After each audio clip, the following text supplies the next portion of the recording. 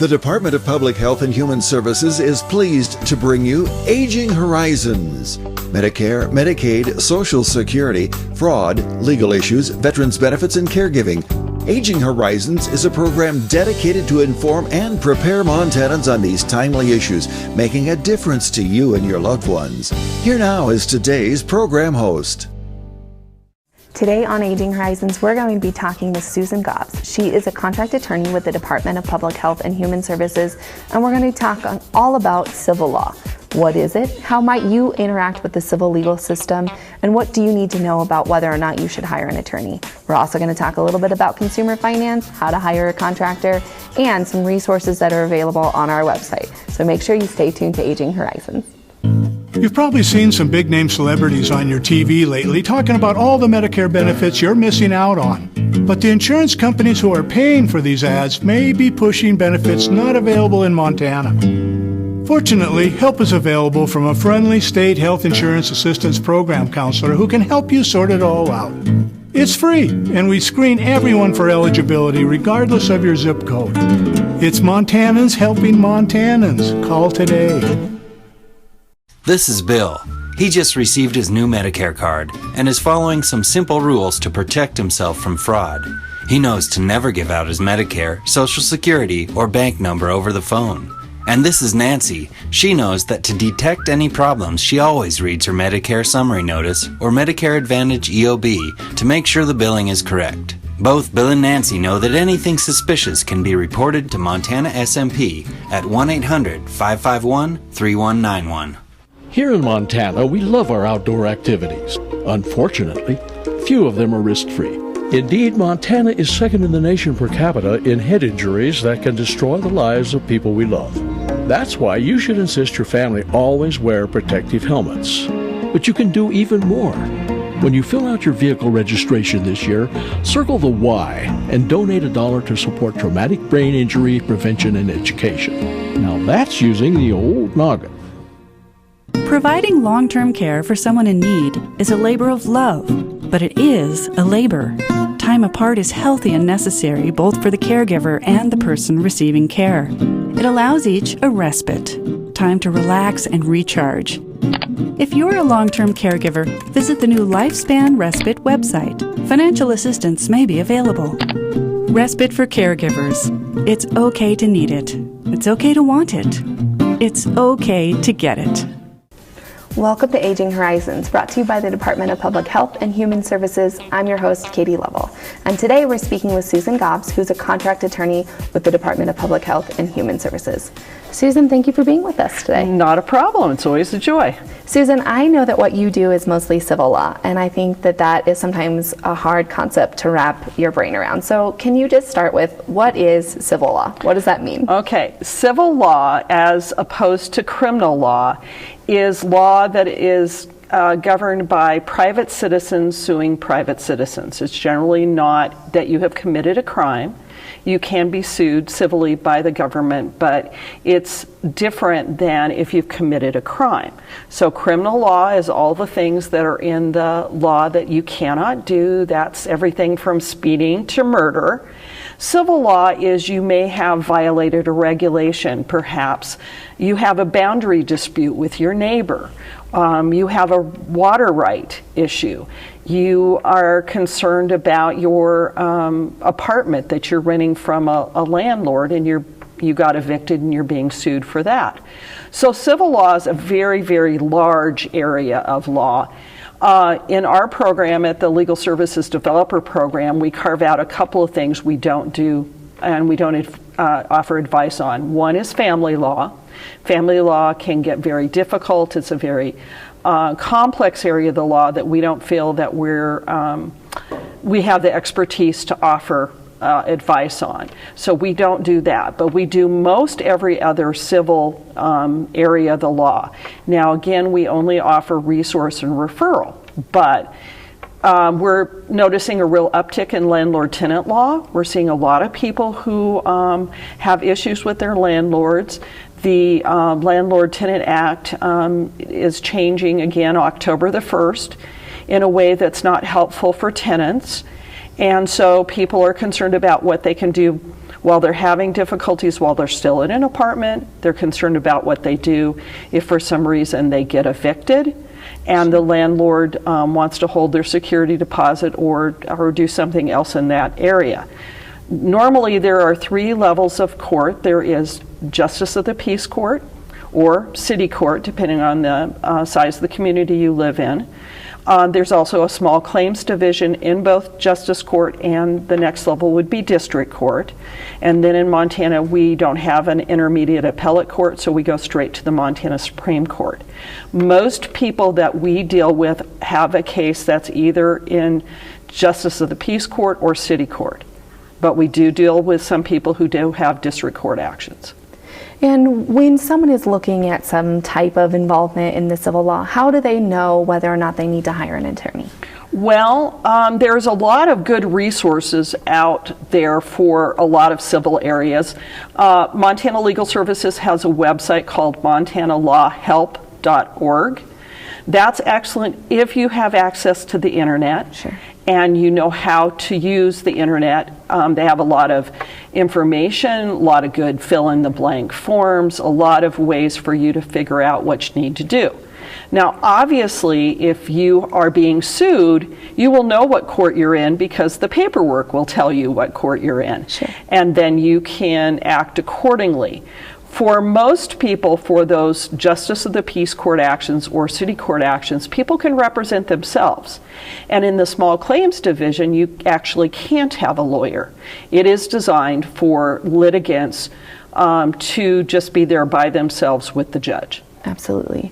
And so if you're looking at something more like a probate or a guardianship, that's where you're going to want to maybe speak to an attorney. Right. And in fact, guardianships and probates are some of the areas of the law where we don't have fill-in-the-blank forms. Sure. There's a lot of different time frames, a lot of regulations that you have to abide by.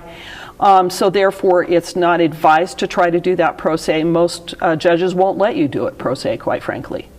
It makes a lot of sense, you know, that you don't want to get into something that you're way over your head. Exactly. And there are a reason that lawyers exist, despite what some people may think.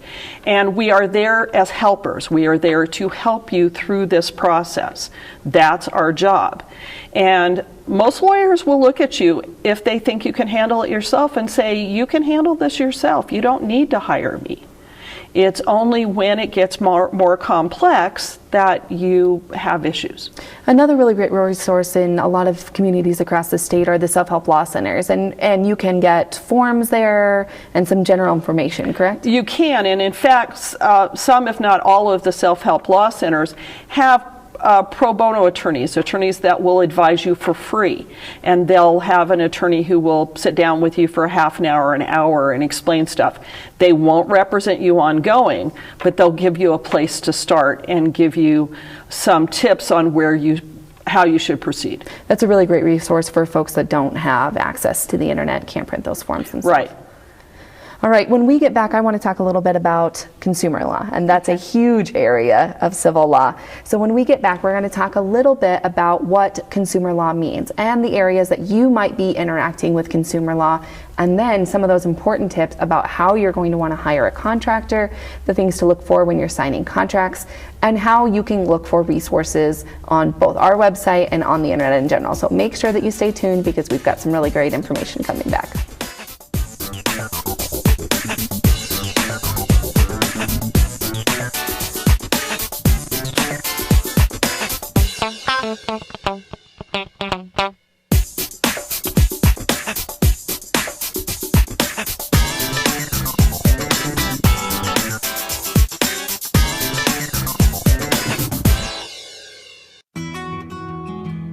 I was outside working on some equipment, nothing too strenuous. I started sweating and feeling out of breath. When he felt pressure in his chest and aching in his arms, I knew we had to call 911. First responders were there before we knew it.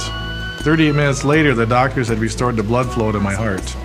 Now we know dialing 911 saved his life.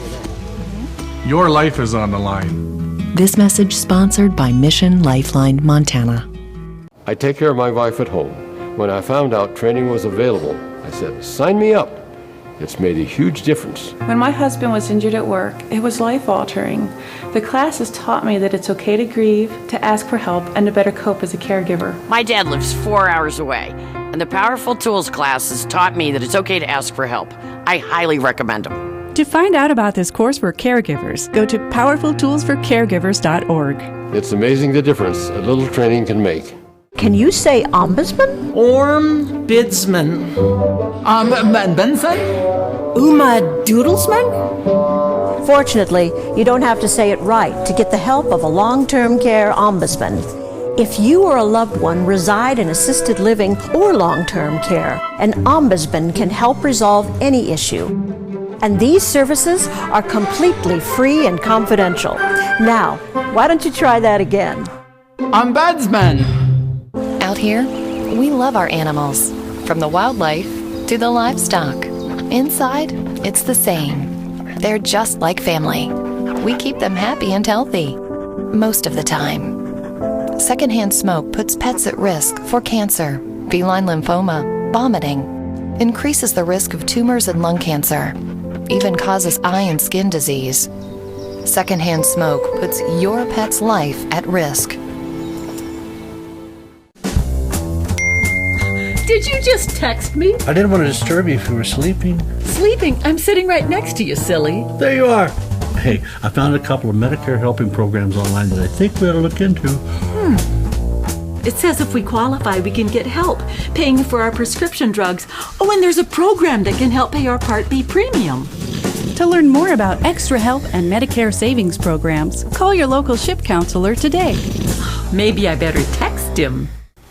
Welcome back to Aging Horizons. Today we're speaking with Susan Gobbs, who's a contract attorney for the Department of Public Health and Human Services. And Susan, we talked a little bit about civil law in general, but one of the ways I think a lot of folks end up in a civil law dispute is contract law or consumer law. So let's talk a little bit about what is consumer finance law. Before we start there, I want to correct myself. In the last segment, I talked about you would run afoul of regulations in a probate case. That's not true, but there are time frames, there are rules, not regulations. So contractor law, we all enter into contracts every single day. That's normally what we do, and we don't even think about it. I have a contract that I will pay for the groceries that I buy at the grocery store. I have a contract that I will pay my doctor, those sort of things. But a lot of older folks will live in houses that need to have repairs. Maybe they need to have their roof replaced.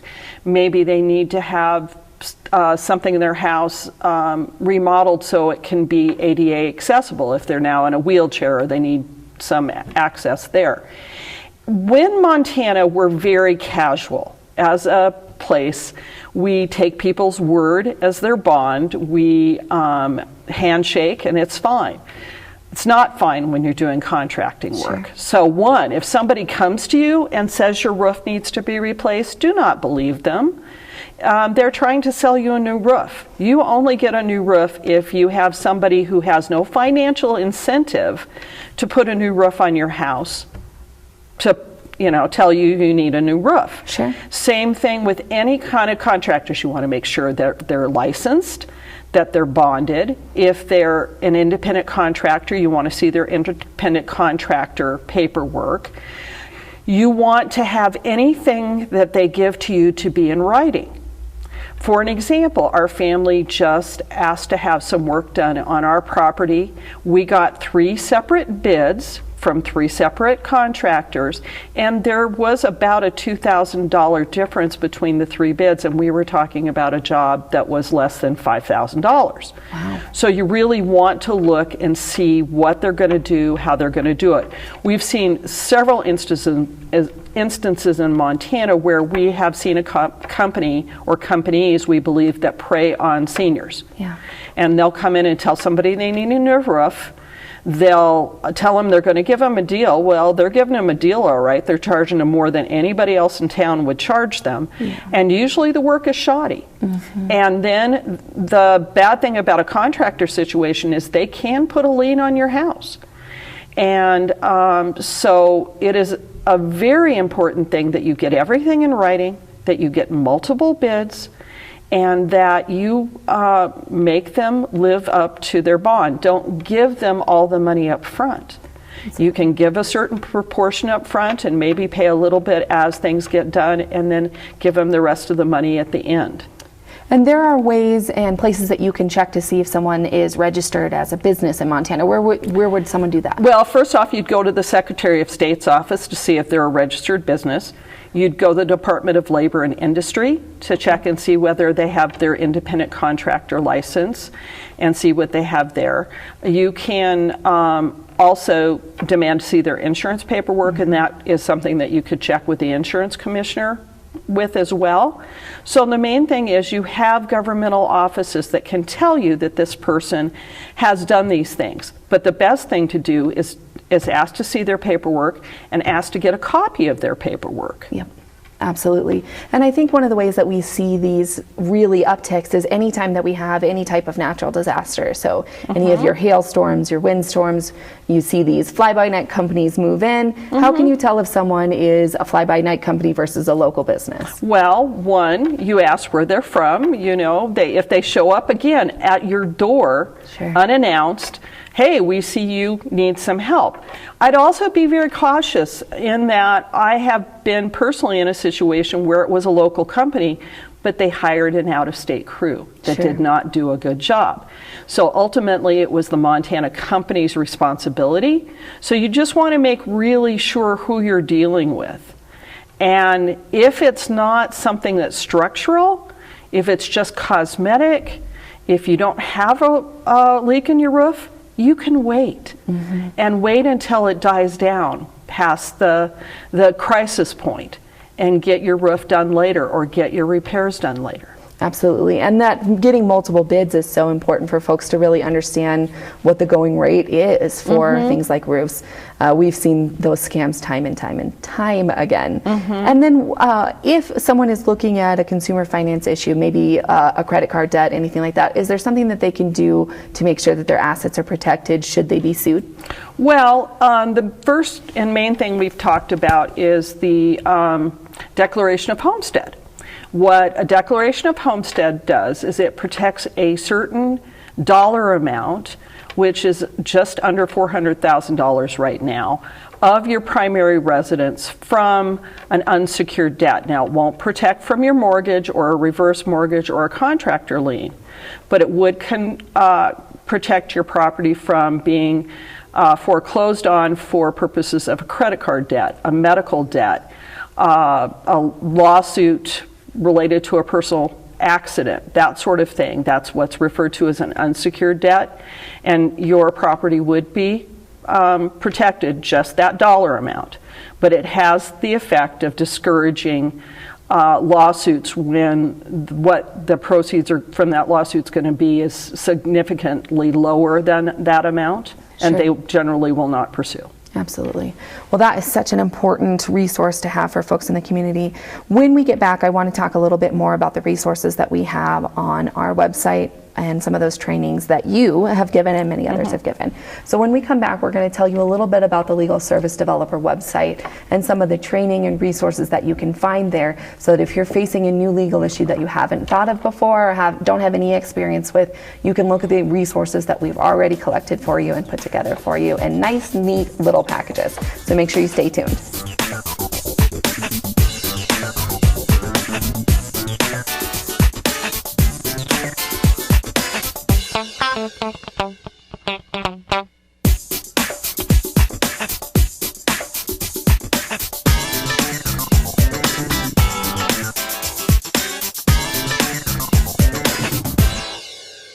Every 65 seconds, someone is affected with Alzheimer's or other dementias. Many become isolated at a time when help is most needed. If you or someone you love is affected, help is available, both for people with memory loss and their caregivers. Memory loss can feel frightening, but you are not alone. Call the free 24/7 Alzheimer's Association helpline, 800-272-3900, for guidance and support. Elder abuse is a growing problem, and it's happening right here in our Montana communities. At least 1 in 10 older adults are victims of physical or emotional abuse, financial exploitation, or neglect.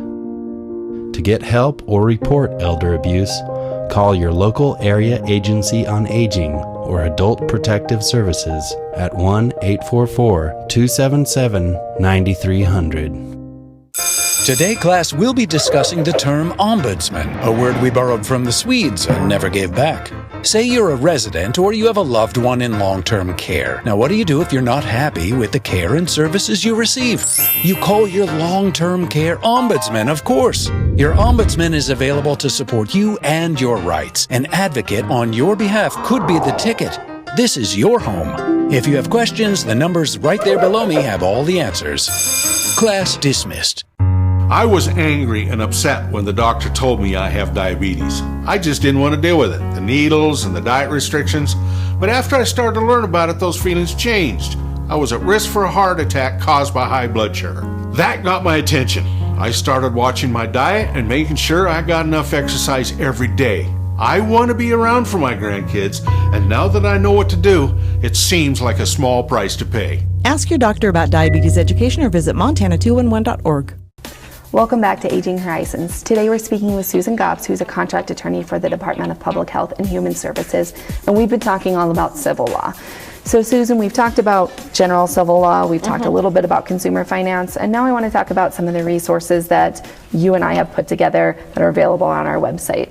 I think one of the important ones are trainings. And why have we done that? What are they? What's the point? What's the point? Well, we have been doing trainings on a weekly basis for 3 years now, and the reason that we've done it is because we're trying to get this information out, not just to the public, but also to the area agencies on aging and other people involved with seniors.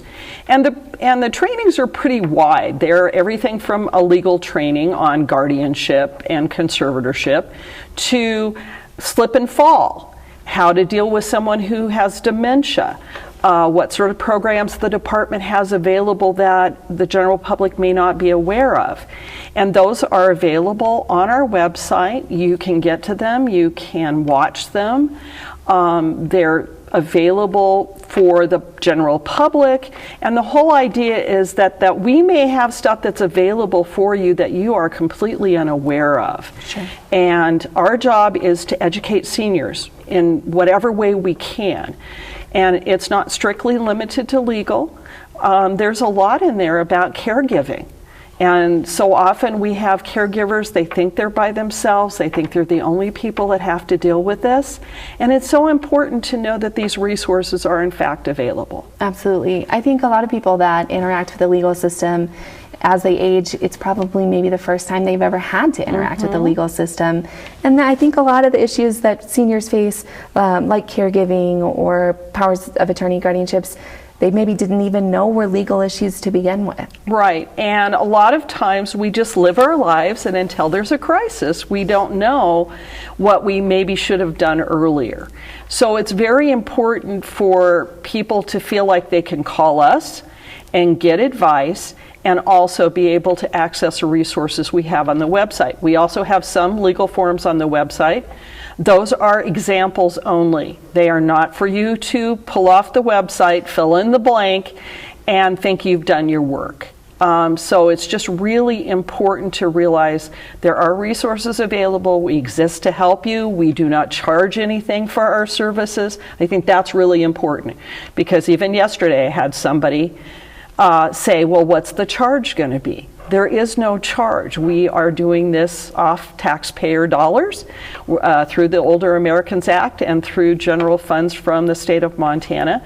And so please let us help you, and don't shy away because you think this should cost you some money. Yeah, or that attorneys are terrifying, because they're really not. I am, but most attorneys are very sweet people. Most attorneys get into this because they want to help people. Absolutely. And when we talk about those forms, it's a really good idea to be able to download and say, you know, what does a power of attorney look like? What does it not look like? But there are some real pitfalls in doing your own documents. What are some of the ones that we've seen? Well, one, people just quite frankly don't know how to fill out a form correctly. So they'll get names screwed up. They'll put stuff in that has nothing to do with what they're trying to do. And there is an art to doing what we do. lawyers are trained to use specific words to mean specific things. And if you don't know that, then you're going to perhaps not leave your estate the way you wanted to leave your estate. You may put people in charge of you that because you think that you have to because you're related to them, but you don't trust them. And we see this all the time. Well, my son needs to be my power of attorney for financial. Okay, is he good with money? Oh, heck no. Well, then why are we putting him in charge of your money if he can't handle his own money? Right. So it's all about conversations. We encourage conversations with families. I can't tell you how many times people come in and they haven't talked to their kids or whoever they want to be in charge. And they'll say, well, they'll find out when they get the papers. That's really not the best way to do this. It's really important to have conversations with us, with your family, with anybody who cares about you. And downloading those forms is a great way to do that. You can start looking at the questions that you might be asked, the things that you need to think about as you go through that process, and then you can reach out when you're ready to have those discussions, because sometimes the initial ones can be painful. Yes, they can. We don't talk about death in our community. We don't talk about it with our kids. And it's a very difficult discussion for a lot of families. And there are certain seniors in our community that have an even bigger incentive or need for estate planning, and those might be folks who have custody of a minor or folks who have custody of an adult child that has a disability. And what is different about those situations? Well, because you're looking at how are you going to be able to perhaps provide housing for this disabled adult child. How are you going to make sure that they don't lose the benefits that they're on if they inherit something from you? Same thing with custody of a child. If you're, have custody of a minor child, what happens to that child's care if something happens to you? What happens to whatever money that they're going to get from Social Security or wherever? You want to thoughtfully think about those things that you don't want to think about that relate to what happens after your death. Absolutely. And in those situations, it's never too early to start planning. It is not, and powers of attorney are things that I believe everybody 18 and older should have. Absolutely. You never know when you could get hit by a car or fall on the ice. Something could happen to anyone, really. Exactly. All right, Susan, thank you so much for being here with us today. I really appreciate everything we've learned about civil law, and as always, just an amazing resource. So Thank you. Thank you. When you are looking at any of these legal questions, reach out to us, reach out to our website, learn everything that you can about how your life may be impacted by a civil legal issue in your future or in your present. And if you need help, make sure you give us a call, because we're here to act as a resource for you. So thank you for staying tuned to Aging Horizons.